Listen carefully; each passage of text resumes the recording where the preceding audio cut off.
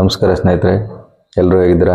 ಎಲ್ಲರೂ ಚೆನ್ನಾಗಿದ್ದೀರಾ ಅಂತ ಭಾವಿಸ್ತಾ ಇವತ್ತು ನಿಮಗೆ ಹೊಸ ವಿಡಿಯೋಗೆ ಸ್ವಾಗತವನ್ನು ಕೋರ್ತಿದ್ದೇನೆ.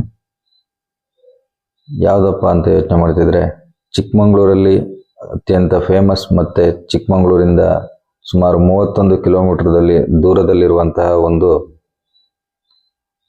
ಇತಿಹಾಸ ಪ್ರಸಿದ್ಧ ದೇವಸ್ಥಾನದ ಬಗ್ಗೆ ನಿಮಗೆ ಇವತ್ತು ನಾನು ತಿಳಿಸ್ಕೊಡ್ತಿದ್ದೀನಿ. ಆಲ್ರೆಡಿ ಕೆಲವರಿಗೆ ಯಾವುದು ಅಂತ ಗೊತ್ತಾಗಿರ್ಬೋದು, ಕೆಲವರಿಗೆ ಗೊತ್ತಾಗ್ದಲೇ ಇರ್ಬೋದು. ಅದಕ್ಕೂ ಮುಂಚೆ ಯಾರ್ಯಾರು ನಮ್ಮ ಚಾನಲ್ನ ಹೊಸದಾಗಿ ನೋಡ್ತಾ ಇದ್ದೀರಾ ಅವರು ನಮ್ಮ ಚಾನಲ್ಗೆ ಸಬ್ಸ್ಕ್ರೈಬ್ ಆಗಿ, ಹಾಗೆ ನಮ್ಮ ವಿಡಿಯೋಗೆ ಲೈಕ್ ಕೊಡಿ, ಕಾಮೆಂಟ್ ಮಾಡಿ, ನಮ್ಮ ವಿಡಿಯೋನ ಆದಷ್ಟು ನಿಮ್ಮ ಸ್ನೇಹಿತರುಗಳಿಗೆ ಶೇರ್ ಮಾಡಿ.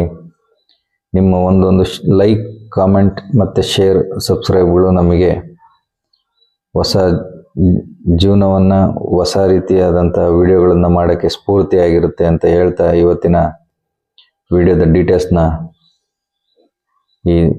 ತಿಳಿಯೋಣ ಬನ್ನಿ ಸ್ನೇಹಿತರೆ. ಮುಳ್ಳಯ್ಯನಗಿರಿ ರಸ್ತೆ ಮುಖಾಂತರ ಶಾಂತವೇರಿ ತರೀಕೆರೆ ರಸ್ತೆಯಲ್ಲಿ ಚಿಕ್ಕಮಗಳೂರಿಂದ 31 ಕಿಲೋಮೀಟ್ರ್ ದೂರ ಇರುವಂತಹ ಒಂದು ದೇವಸ್ಥಾನ. ಹಚ್ಚ ಹಸಿರಿನಿಂದ ಕಂಗೊಳಿಸುತ್ತಿರುವಂತಹ ಪ್ರದೇಶದ ಮಧ್ಯದಲ್ಲಿ ಸುತ್ತಲೂ ಭತ್ತದ ಗದ್ದೆಯನ್ನು ಹೊಂದಿರುವಂತಹ ಒಂದು ಪ್ರದೇಶದ ಮಧ್ಯದಲ್ಲಿ ಕಂಗೊಳಿಸುತ್ತಿರುವಂತಹ ದೇವಸ್ಥಾನವೇ ಬಿಂಡಿಗ ಅಥವಾ ದೇವಿರಮ್ಮ ಶಕ್ತಿ ದೇವತೆ ದೇವಿರಮ್ಮ ತಾಯಿಯ ಬಗ್ಗೆ ನಾವು ಇವತ್ತು ನಿಮಗೆ ತಿಳಿಸೋಕೆ ಹೋಗ್ತಿದ್ದೀವಿ ಸ್ನೇಹಿತರೆ ನೋಡಿ, ಸುತ್ತಲೂ ಹಚ್ಚ ಹಸಿರಿನಿಂದ ಕಂಗೊಳಿಸ್ತಿರುವಂತಹ ಪ್ರದೇಶ. ಹಿಂದೆ ಬೆಟ್ಟ ಗುಡ್ಡಗಳ ಪ್ರದೇಶ, ಸುತ್ತಲೂ ಭತ್ತದ ಗದ್ದೆಗಳ ರಾಶಿನೇ ಇದೆ. ಇಲ್ಲಿ ಒಂದು ಸುಂದರವಾದಂತಹ ಒಂದು ವಿಹಂಗಮ ನೋಟವನ್ನು ನಾವು ಕಾಣ್ಬೋದು. ಮೋಡ ಕವಿದ ವಾತಾವರಣದಲ್ಲಿ ನಿಮಗೆ ಯಾವ ರೀತಿಯಾಗಿ ಕಾಣ್ತಾ ಇದೆ ಅಂತ ನೀವು ನೋಡ್ಬೋದು. ನಿಮಗೆ ಕಾಣ್ತಿರೋಂಥದ್ದೇ ದೇವಿರಮ್ಮ ದೇವಸ್ಥಾನದ ಬೆಟ್ಟ, ಪೀಕ್ ಅದು. ಈಗ ನಿಮಗೆ ಕಾಣದೆ ದೇವಿರಮ್ಮ ದೇವಸ್ಥಾನ. ಸ್ನೇಹಿತರೆ, ನೀವು ಇಲ್ಲಿಗೆ ಬರಬೇಕು ಅಂತಂದರೆ ಚಿಕ್ಕಮಗಳೂರಿಂದ ಅರ್ಧ ಗಂಟೆಗೆ ಒಂದೊಂದು ಬಸ್ಗಳಿದೆ. ಆದರೆ ಇಲ್ಲಿ ನಿಮಗೆ ಈ ದೇವಸ್ಥಾನದಲ್ಲಿ ಪೂಜೆ ಪುನಸ್ಕಾರಗಳು ಪ್ರಾರಂಭವಾಗೋದು ಬೆಳಗ್ಗೆ 10 ಗಂಟೆಯಿಂದ ಮಧ್ಯಾಹ್ನ 2 ಗಂಟೆವರೆಗೂ ಇರುತ್ತೆ. ಅದಾದ ನಂತರ ಮಧ್ಯಾಹ್ನ 5ರಿಂದ ಸಂಜೆ 7:30 ಇರುತ್ತೆ. ಆ ಮಧ್ಯದಲ್ಲಿ ಬಂದವರು ತಾಯಿ ದರ್ಶನ ಮಾಡೋಕ್ಕೆ ದೇವಸ್ಥಾನದ ಬಾಗಿಲನ್ನು ಸಹಿತ ಕ್ಲೋಸ್ ಆಗಿರುತ್ತೆ. ಬರ್ಬೋದು, ಕೈ ಮುಗಿಬೋದು. ಹಾಗೆ ಇಲ್ಲಿ ವರ್ಷ ಪೂರ್ತಿ ಬೆಳಗ್ಗೆ 12ರಿಂದ ಮಧ್ಯಾಹ್ನ 2:30 ತನಕ ಊಟದ ವ್ಯವಸ್ಥೆ ಸಹಿತ ಇಲ್ಲಿರುತ್ತೆ. ಹಾಗೆ ನೀವು ಇಲ್ಲಿಗೆ ಯಾವುದೇ KSRTC ಬಸ್ಗಳಲ್ಲಿ ಬಂದು ತಲುಪ್ಬೋದು. ಎಲ್ಲಿಂದ ನೀವು ಚಿಕ್ಕಮಗಳೂರಿಂದ ಆಗಿರ್ಬೋದು, ಶಿವಮೊಗ್ಗ ಕಡೆಯಿಂದ ಬರೋರಾಗಿರ್ಬೋದು. ಶಿವಮೊಗ್ಗ ಕಡೆಯಿಂದ ಬರೋರು ತರೀಕೆರೆಯಲ್ಲಿ ರೈಟಿಗೆ ತಗೊಂಡು ಅಲ್ಲಿಂದ ಶಾಂತವೇರಿ ಮುಖಾಂತರ ಬರಬೇಕು. ಮಲ್ಲೇನಹಳ್ಳಿಗೆ ಬಂದು ಮಲ್ಲೇನಹಳ್ಳಿಯಿಂದ ಒಳಗಡೆ ಬರ್ಬೋದು. ಇದು ದೇವಸ್ಥಾನಕ್ಕೆ ಬರುವಂಥ ಒಂದು ದಾರಿ ಆಗಿರ್ಬೋದು. ದೇವಸ್ಥಾನಕ್ಕೆ ಬರುವಂಥ ಒಂದು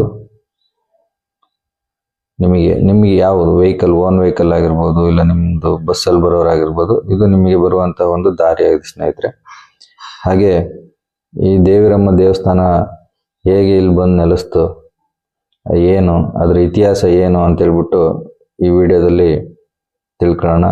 ಯಾರು ಸಹಿತ ವಿಡಿಯೋನ ಸ್ಕಿಪ್ ಮಾಡ್ದಂಗೆ ಪೂರ್ತಿ ವಿಡಿಯೋ ನೋಡಿ ನಿಮಗೆ ವಿಷಯ ಏನು ಅನ್ನಿಸ್ತು, ಏನು ಅನ್ನೋದನ್ನು ಒಂದು ಕಮೆಂಟ್ ಮಾಡಿ ನಮಗೆ ತಿಳಿಸಿ ಸ್ನೇಹಿತರೆ. ದೇವಿರಮ್ಮ ಅಂದರೆ ಚಾಮುಂಡೇಶ್ವರಿ ತಾಯಿಯ ಅವತಾರ. ಏನು ಮಹಿಷಾಸುರನ ಸಂಹಾರ ಮಾಡಿದ ನಂತರ ಲೋಕ ಕಲ್ಯಾಣಕ್ಕಾಗಿ ವಿಶ್ರಾಂತಿ ತಗೋಬೇಕಾಗಿರುತ್ತೆ ತಾಯಿ. ಅಂದರೆ ಆ ಕೋಪ ಜಾಸ್ತಿ ಇರುತ್ತಲ್ಲ, ಆ ಕೋಪವನ್ನು ಕಮ್ಮಿ ಮಾಡ್ಕೋಬೇಕು ಅಂತ ಹೇಳಿ ಏನು ನಾವು ಚಂದ್ರದ್ರೋಣ ಪರ್ವತ ಅಂತ ಏನು ಕರಿತೀವಿ, ಈ ಪರ್ವತಗಳ ಸಾಲಿನಲ್ಲಿರುವಂತಹ ಒಂದು ಬೆಟ್ಟಕ್ಕೆ ಬಂದು ಆ ಬೆಟ್ಟವನ್ನು ಆಯ್ಕೆ ಮಾಡ್ಕೊಂಡು ಆ ಬೆಟ್ಟದಲ್ಲಿ ಕುಳಿತು ತಪಸ್ಸನ್ನ ಮಾಡಿ ಕಾಲಕ್ರಮೇಣ ಕೋಪ ಕಮ್ಮಿ ಆಗುತ್ತೆ. ಹಾಗೆ ದೇವಿ ಅವತಾರಕ್ಕೆ ಮರಳ್ತಾರೆ, ವಾಪಸ್ಸು ಚಾಮುಂಡೇಶ್ವರಿ ಅಂತ ಏನು ಹೇಳ್ತೀವಿ ಆ ಅವತಾರಕ್ಕೆ ವಾಪಸ್ಸು ಮರಳ್ತಾರೆ. ಮರಳಿದ ಮೇಲೆ ದೇವಿಗೆ ಪೂಜೆ ಆಗ್ಬೇಕಾಗತ್ತೆ. ಆದರೆ ನಮಗೇನೀಗ ಆ ಬೆಟ್ಟವನ್ನು ತೋರಿಸ್ತು ನಿಮಗೆ. ಆ ಬೆಟ್ಟದ ಮೇಲೆ ಕೂತಿದ್ದಂಥ ಸಂದರ್ಭದಲ್ಲಿ ಅಲ್ಲಿಗೆ ಹೋಗಿ ಯಾರು ಪೂಜೆ ಪುನಸ್ಕಾರ ಮಾಡೋರು ಇರಲ್ಲ. ಯಾಕೆಂದರೆ ಸುಮಾರು ಈ ಕೆಳಗಡೆ ಮಲ್ಲೇನಹಳ್ಳಿ ಏನು ದೇವಸ್ಥಾನ ಇದೆಯೋ ಅಥವಾ ಮಲ್ಲೇನಹಳ್ಳಿ ಗ್ರಾಮ ಇದೆಯೋ ಅಲ್ಲಿಂದ ಸುಮಾರು 8 ಕಿಲೋಮೀಟ್ರು ದೇವಸ್ಥಾನ ಆಗುತ್ತೆ. ಇವತ್ತು ಆ ರೀತಿಯಾಗಿ ಕಾಣ್ತಾ ಇರ್ಬೋದು, ಆ ರೀತಿ ಇರ್ಬೋದು. ಹಿಂದಿನ ಕಾಲದಲ್ಲಿ ಯಾವ ರೀತಿ ಇತ್ತು ಅನ್ನೋದನ್ನ ನೀವೇ, ಬೆಟ್ಟ ಗುಡ್ಡ ಅಲ್ಲಿ ಯಾವ ರೀತಿ ಇತ್ತು ಅನ್ನೋದನ್ನ ನೀವೇ ಯೋಚನೆ ಮಾಡಿ. ಆ ದಾರಿಗೆ ಹೋಗೋಕ್ಕೆ ಕಷ್ಟ ಆಗುತ್ತೆ, ಕಡಿದಾಗಿರುತ್ತೆ. ಹಂಗಾಗಿ ಅಲ್ಲಿಗೆ ಯಾರು ಹೋಗಿ ಪೂಜೆ ಮಾಡೋರು ಅಥವಾ ಅಲ್ಲಿ ನೆಲೆಸಿದೆ ಅನ್ನೋದು ಯಾರಿಗೂ ಸಹಿತ ಅಷ್ಟು ಗೊತ್ತಿರಲ್ಲ. ಹಾಗಾಗಿ ಆ ತಾಯಿ ಪೂಜೆ ಪುನಸ್ಕಾರ ಮಾಡಿಸ್ಕೊಳ್ಳೋಕ್ಕೆ ಅಲ್ಲಿ ಗ್ರಾಮಸ್ಥರ ಕನಸಲ್ಲಿ ಬಂದು ಕಾಣಿಸ್ಕೊಳ್ತಾರೆ ಅಮ್ಮನವರು. ನಂತರ ಕಾಣಿಸಿದ ಮೇಲೆ ಗ್ರಾಮಸ್ಥರು ಆ ಬೆಟ್ಟಕ್ಕೆ ಹೋಗಿ ದರ್ಶನ ಮಾಡಿ ಬರ್ತಾರೆ. ತುಂಬ ಕಡಿದಾದ ಎತ್ತರವಾದ ಕಲ್ಲು ಮುಳ್ಳಿನ ಹಾದಿಯಲ್ಲಿ ಅಲ್ಲಿ ಹೋಗಿ ಆ ತಾಯಿಗೆ ಪೂಜೆ ಮಾಡಬೇಕಾಗತ್ತೆ. ಅಲ್ಲಿ ಯಾವುದೇ ರೀತಿಯಾದಂಥ ರಸ್ತೆ ಆಗಲಿ, ಯಾವುದೇ ನೀರಿಂದಾಗಲಿ, ಕರೆಂಟ್ ಆಗಲಿ ಯಾವುದೇ ವ್ಯವಸ್ಥೆ ಇರಲ್ಲ. ಆದ್ರೆ ಅಲ್ಲಿ ಹೋಗಿ ದೇವಿನ ನೋಡಿ ಪೂಜೆ ಮಾಡಿ ದೇವಿಗೊಂದು ಪ್ರಾರ್ಥನೆ ಮಾಡಿ ಬರ್ತಾರೆ. ಪ್ರತಿದಿನ ಇಲ್ಲಿಗೆ ಬಂದು ಪೂಜೆ ಮಾಡಿ ಸುಮಾರು 8-9 ಕಿಲೋಮೀಟರ್ ಕ್ರಮಿಸಿ ಬರೋಕ್ಕೆ ಸಾಧ್ಯ ಆಗಲ್ಲ. ಕಾಡು ಪ್ರಾಣಿಗಳು ಭಯ ಇರುತ್ತೆ. ನೀವೇ ಏನಾದರೂ ಒಂದು ದಾರಿ ತೋರಿಸಿ ಅಂತ ಹೇಳ್ಬಿಟ್ಟು ದೇವಿಗೆ ಪ್ರಾರ್ಥನೆ ಮಾಡಿ ಬರ್ತಾರೆ. ಈ ಪ್ರಾರ್ಥನೆ ಎಲ್ಲ ಮಾಡಿ ಬಂದಾಗ ಮತ್ತೆ ಊರಿನ ಹಿರಿಯರು ಯಾರು ಒಬ್ಬರು ಸ್ವಪ್ನ ಅಥವಾ ಕನಸಲ್ಲಿ ತಾಯಿ ಬಂದು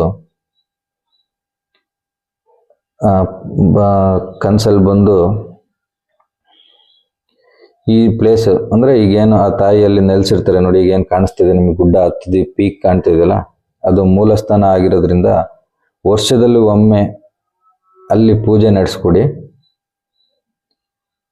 ಮತ್ತೆ ನಾನು ಬಿಂಡಿಗ ಅಥವಾ ಮಲ್ಲೇನಹಳ್ಳಿ ಗ್ರಾಮ ಇಲ್ಲಿ ಎಲ್ಲರೂ ಬಂದು ನೆಲೆಸ್ತೇನೆ, ಬರುವಾಗ ನಾವು ಒಬ್ಳೆ ಬರೋದಿಲ್ಲ ಅಂದ್ರೆ ತಾಯಿ ಹೇಳ್ತಾಳೆ, ಏನೋ ಅಲ್ಲಿ ನೀವು ಬಂದು ಪೂಜೆ ಪುನಸ್ಕಾರ ಮಾಡೋಕ್ಕಾಗಲ್ಲ, ನನ್ನ ಅಥವಾ ಈಗೇನು ಬಿಂಡಿಗ ಅಥವಾ ಮಲ್ಲೇನಹಳ್ಳಿ ಗ್ರಾಮ ಅಂತ ಏನು ಕರಿತೀವಿ ಅಲ್ಲಿಗೆ ಬಂದು ನಾನು ನೆಲೆಸ್ತೀನಿ, ಅಲ್ಲಿಗೆ ಬಂದು ನೆಲೆಸುತ್ತೀನಿ. ಅಲ್ಲಿ ನೀವು ನನಗೆ ದೇವಸ್ಥಾನ ಮಾಡಿ ಅಲ್ಲಿ ನನಗೆ ಪೂಜೆ ಪುನಸ್ಕಾರ ಮಾಡಿ. ಆದ್ರೆ ನನಗೆ ವರ್ಷದಲ್ಲಿ ಒಂದ್ಸತಿ ಬಂದ್ಬಿಟ್ಟು ನನಗೆ ಬೆಟ್ಟದಲ್ಲಿ ಪೂಜೆ ಮಾಡೋದನ್ನ ಮರಿಬೇಡಿ, ನನಗೆ ಪೂಜೆ ಪುನಸ್ಕಾರ ಬೆಟ್ಟದಲ್ಲಿ ಒಂದ್ಸತಿ ಮಾಡಿಕೊಡಿ ಅಂತ ಹೇಳ್ಬಿಟ್ಟು. ಹಾಗೆ ನಾನು ಬರುವಾಗ ಒಬ್ಬಳೇ ಬರೋಕ್ಕಾಗಲ್ಲ, ನನ್ನ ಸಹೋದರರು ಸಹ ಬಂದು ನೆಲೆಸ್ತಾರೆ, ಅವರಿಗೂ ನೀವು ಪೂಜೆ ಮಾಡಬೇಕು. ಗುಡಿ ಕಟ್ಟಿ ಪೂಜೆ ನಡೆಸ್ಕೊಂಡು ಹೋಗಿ ವರ್ಷ ಪೂರ್ತಿ ಗ್ರಾಮದಲ್ಲೇ ಪೂಜೆ ಮಾಡಿ ಅಂತ ಹೇಳ್ಬಿಟ್ಟು ಸ್ವಪ್ನದಲ್ಲಿ ಹೇಳ್ತಾರೆ. ಆಯ್ತು, ಅದಕ್ಕೆ ಸರಿಯಾಗಿ ಅದಕ್ಕೆಲ್ಲ ವ್ಯವಸ್ಥೆ ಮಾಡ್ಕೊಂಡು ಒಂದು ಚಿಕ್ಕದಾದಂಥ ಒಂದು ಗುಡಿ ಕಟ್ಟಕ್ಕೆ ವ್ಯವಸ್ಥೆಯನ್ನ ಮಾಡ್ಕೋತಾರೆ. ಅದ್ರ ಪ್ರಕಾರವಾಗಿ ಈಗ ದೇವಸ್ಥಾನ ಇದೆ ಅಲ್ಲಿ ಗುಡಿ ಕಟ್ತಾರೆ. ಈಗ ನಾವು ನಿಮಗೆ ತೋರಿಸ್ತಿರೋದೆಲ್ಲ ಏನಂತಂದ್ರೆ ಇದೆಲ್ಲ ಹೊಸದಾಗಿ ಇನಾಗ್ರೇಷನ್ ಆಗಿರೋದು. ಸುಮಾರು ಈಗ ಒಂದು 10-11 ವರ್ಷದಿಂದ ಜೀರ್ಣೋದ್ಧಾರ ಮಾಡಿ ದೇವಸ್ಥಾನನ ಅಭಿವೃದ್ಧಿ ಮಾಡಿ ಈ ರೀತಿಯಾದಂಥ ಒಂದು ದೇವಸ್ಥಾನನ ಕಟ್ಟಿರೋದು. ಈಗೆಲ್ಲ ನಿಮಗೆ ಕಾಣ್ತಿರೋದು ಮುಂದ್ಗಡೆ ಆರ್ಚ್ ಆಗಿರ್ಬೋದು, ಒಂದು ಅದ್ಭುತವಾದಂಥ ದೇವಸ್ಥಾನ. ನಾನು ಸುಮಾರು ವರ್ಷಗಳಾಗಿತ್ತು ಹೋಗಿರ್ಲಿಲ್ಲ, ಈಗ ಹೋಗಿ ನೋಡಿದಾಗ ತುಂಬಾ ಅದ್ಭುತವಾಗಿ ಮಾಡಿದ್ದಾರೆ. ದೇವಸ್ಥಾನ ತುಂಬಾ ಅದ್ಭುತವಾಗಿದೆ. ವಿಶ್ರಾಂತಿ ಒಂದು ಟ್ರೆಕ್ಕಿಂಗ್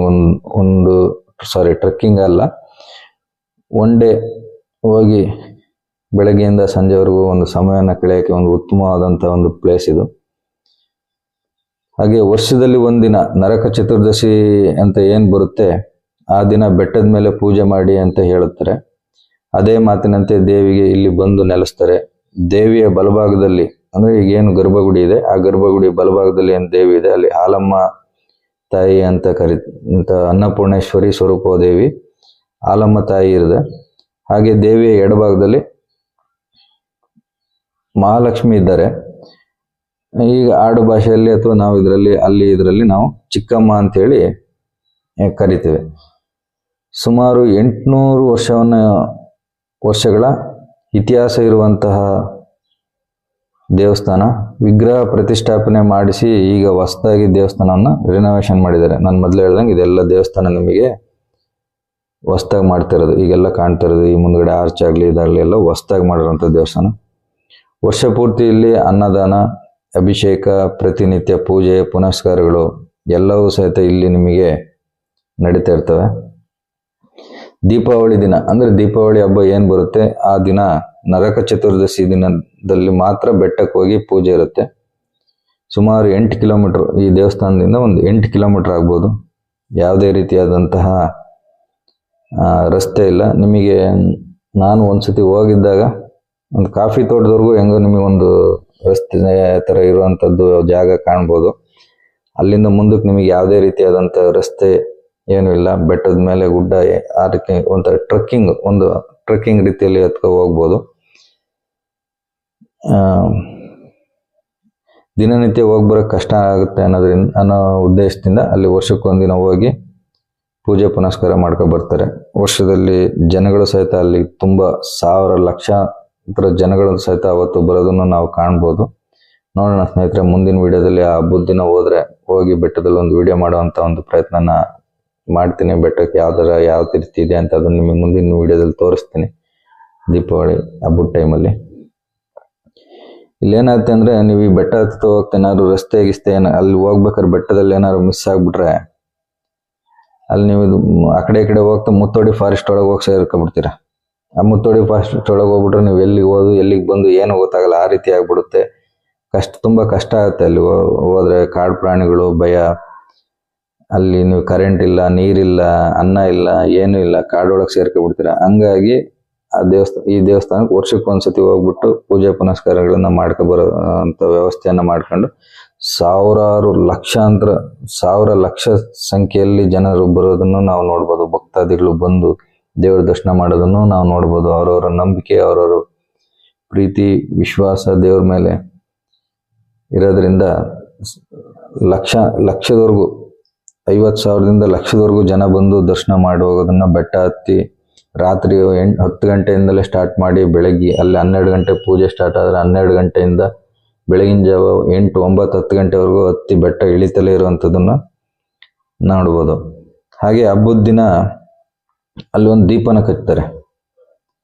ಯಾವತ್ತು ಬೆಟ್ಟ ಹತ್ತಿ ಎಲ್ಲ ಇಳಿದು ಜನಗಳೆಲ್ಲ ಇಳಿದು ಸಂಜೆ ಅಲ್ಲೊಂದು ದೀಪ ಕಚ್ತಾರೆ.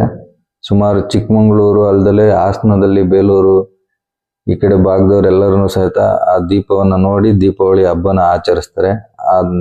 ಅಲ್ಲಿ ಏನು ಕಚ್ತಾರೆ ಆ ದೀಪವನ್ನು ನೋಡಿ ದೀಪಾವಳಿ ಹಬ್ಬನ ಆಚರಿಸ್ತಾರೆ. ಇಡೀ ಭಕ್ತಾದಿಗಳಿಗೆ ಅವತ್ತು ತಾಯಿ ಜ್ಯೋತಿ ಮುಖಾಂತರ ಬಂದು ಆಶೀರ್ವಾದವನ್ನ ನೀಡ್ತಾಳೆ. ಆ ದೀಪವನ್ನ ಕಚ್ಚಿದ ಮೇಲೆ ಆ ದೀಪವನ್ನಕ್ಕೆ ಗ್ರಾಮಸ್ಥರು, ಜನಗಳು ಎಲ್ಲರೂ ಆ ದೀಪಕ್ಕೆ ಇಲ್ಲಿ ದೀಪವನ್ನ ಮಾಡ್ಕೊಂಡು ಅದಕ್ಕೆ ಆರತಿಯನ್ನು ಎತ್ತಿ ಅಲ್ಲಿಂದ ಮಾಡ್ತಾರೆ. ಚಿಕ್ಕಮಗಳೂರು ಡಿಸ್ಟಿಕ್ ಆಗಿರ್ಬೋದು ಮತ್ತು ಬೇಲೂರು ತಾಲೂಕಿನ ಜನಗಳೆಲ್ಲರೂ. ಹಾಗೆ ಇಲ್ಲಿ ಇನ್ನೊಂದು ವಿಶೇಷತೆ ಏನಂದರೆ ದೇವಿ ದೇವಸ್ಥಾನದ ಪರದೆ ಸರಿಸಿ ಗರ್ಭಗುಡಿ ಪ್ರವೇಶಿಸ್ತಾಳೆ ಅನ್ನುವಂಥ ಒಂದು ನಂಬಿಕೆ ಇದೆ.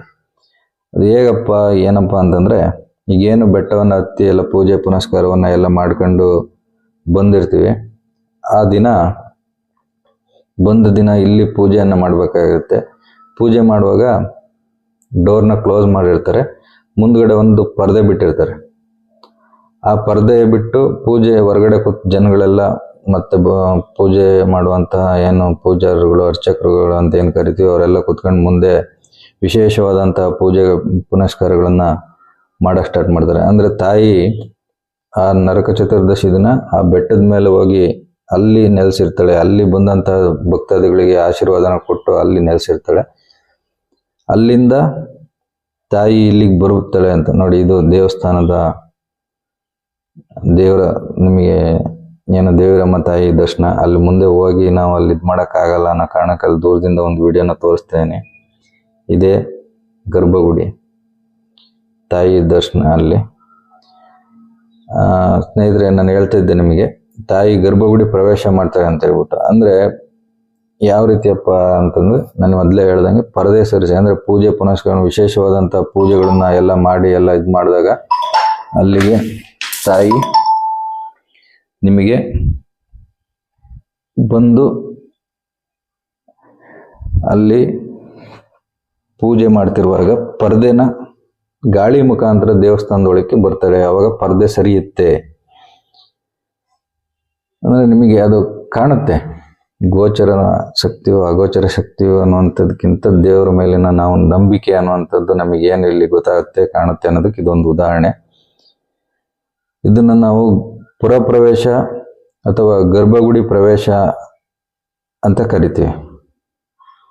ಅಂದರೆ ದೇವಿ ಬೆಟ್ಟದ ಮೇಲಿಂದ ತಿರುಗದಿನ ಬೆಳಿಗ್ಗೆ ಗರ್ಭಗುಡಿಯಲ್ಲಿರುವಂತಹ ದೇವಿಯ ವಿಗ್ರಹಕ್ಕೆ ಬಂದು ಸೇರುವಂತಹ ಒಂದು ಸಮಯ ಅಂತಲೇ ಹೇಳ್ಬೋದು. ಅಲ್ಲಿಂದ ಬಂದು ತಾಯಿ ಇಲ್ಲಿ ಒಳಗಡೆ ಪ್ರವೇಶವಾಗ ಮುಂದ್ಗಡೆ ಇರುವಂಥ ಪರದೆ ಪಿನ್ ಆ ಕಡೆ ಎಲ್ಲ ಪಿನ್ ಮಾಡಿರ್ತಾರೆ. ಆ ಪಿನ್ನನ್ನು ಅದನ್ನು ಸರಿಸಿ ಹೋಗುವಂಥ ಒಳಗೆ ಹೋಗುವಂಥದ್ದು ನಿಮಗೆ ಅದ್ಭುತವಾದಂಥ ಒಂದು ದೃಶ್ಯ ಕಾಣುತ್ತೆ. ನೋಡೋಣ, ಅದನ್ನು ಸಹಿತ ನಮ್ಮ ಕೈಲಾದರೆ ನಾವು ಅಲ್ಲಿ ಹೋಗಿ 1-2 ದಿನ ಇರ್ತೀವೋ ಗೊತ್ತಿಲ್ಲ. ಆದರೆ ಅದನ್ನು ಸಹಿತ ಮುಂದಿನ ದಿನಗಳಲ್ಲಿ ವಿಡಿಯೋ ಏನಾದ್ರು ಮಾಡಿ ನಿಮಗೆ ಮುಂದಿನ ವಿಡಿಯೋದಲ್ಲಿ ಆ ತೋರಿಸೋವಂಥ ಒಂದು ಪ್ರಯತ್ನನ ಮಾಡ್ತೀನಿ. ಹಾಗೆ ವಿಶೇಷವಾದಂಥ ಅವತ್ತು ಪೂಜೆ ಪುನಸ್ಕಾರಗಳು ಎಲ್ಲ ಸಹಿತ ನಡೀತವೆ. ನಂತರ ಬಲಿಪಾಡ್ಯಮಿಯ ರಾತ್ರಿ ಕೆಂಡದ ಗುಂಡಿಲಿ ವಿಶೇಷವಾದಂಥ ಪೂಜೆಯನ್ನು ನಡೆಸ್ತಾರೆ. ಬೆಳಗಿನ ಜಾವ ಸೂರ್ಯೋದಯಕ್ಕೂ ಮುಂಚೆ ಕೆಂಡದ ಪೂಜೆ ಆಗುತ್ತೆ. ಕೆಂಡದ ಪೂಜೆ ಆಗಿ ಪೂಜೆಯನ್ನೆಲ್ಲ ಮಾಡಿ ದೇವರನ್ನ ಪೂಜೆಯನ್ನು ಮಾಡ್ತಾರೆ. ಸ್ನೇಹಿತರೆ, ಈಗ ಕಾಣ್ತಾ ಇರೋದು ನಿಮಗೆ ಗಣಪತಿ ದೇವಸ್ಥಾನ. ಇದು ಕಲ್ಯಾಣಿ ಹತ್ರ ಇರುವಂಥ ಒಂದು ನಂದಿ ವಿಗ್ರಹ. ಸುತ್ತಲೂ ನಿಮಗೆ ನೋಡಿ ಯಾವ ರೀತಿಯಾದಂಥ ವಿಗ್ರಹಗಳಿದ್ದಾವೆ. ಸಿಂಹದ ವಿಗ್ರಹಗಳನ್ನು ಮಾಡಿದ್ದಾರೆ. ಇದು ಕಲ್ಯಾಣಿ, ಅಲ್ಲಿ ಕಲ್ಯಾಣಿ ಸ್ನೇಹಿತರೆ ನೋಡಿ, ಇದು ಕಲ್ಯಾಣಿ. ನೋಡಿ ಯಾವ ರೀತಿಯಾದಂಥ ಒಂದು ಪ್ರದೇಶದಲ್ಲಿ ದೇವಸ್ಥಾನ ಇದೆ ಅಂತ ಹೇಳ್ಬಿಟ್ಟು, ಒಂದು ಹಚ್ಚ ಹಸಿರಿನಿಂದ ಗುಡ್ಡಗಾಡು ನೋಡಿ ಯಾವ ರೀತಿ ಇದೆ. ಅದೇ ನಿಮಗೆ ದೇವಿರಮ್ಮನ ಬೆಟ್ಟ, ಆ ಪೀಕ್ ಏನು ಕಾಣ್ತಿದೆ ಅಲ್ಲಿಗೆ ಇಲ್ಲಿಂದ ಅಲ್ಲಿವರೆಗೂ ಟ್ರೆಕ್ಕಿಂಗ್ ಟೈಪಲ್ಲಿ ಹೋಗಿ ಅಲ್ಲಿ ನೀವು ದೇವರ ದರ್ಶನ ಮಾಡಿ ಬರುವಂಥದ್ದು. ಅದು ವರ್ಷದಲ್ಲಿ ಒಂದೇ ದಿನ. ಸ್ನೇಹಿತರೆ, ಇದಿಷ್ಟು ದೇವಿರಮ್ಮ ತಾಯಿಯ ಇತಿಹಾಸ. ಇವತ್ತಿನ ವಿಡಿಯೋ ನಿಮ್ಮೆಲ್ಲರಿಗೂ. ಇದು ಪಾರ್ಕಿಂಗ್ ಪ್ಲೇಸ್ ಸ್ನೇಹಿತರೆ. ಇಲ್ಲಿ ಯಾವುದೇ ರೀತಿಯಾದಂಥ ಪಾರ್ಕಿಂಗ್ ಚಾರ್ಜಸ್ ಆಗಲಿ ಏನೂ ಇಲ್ಲ.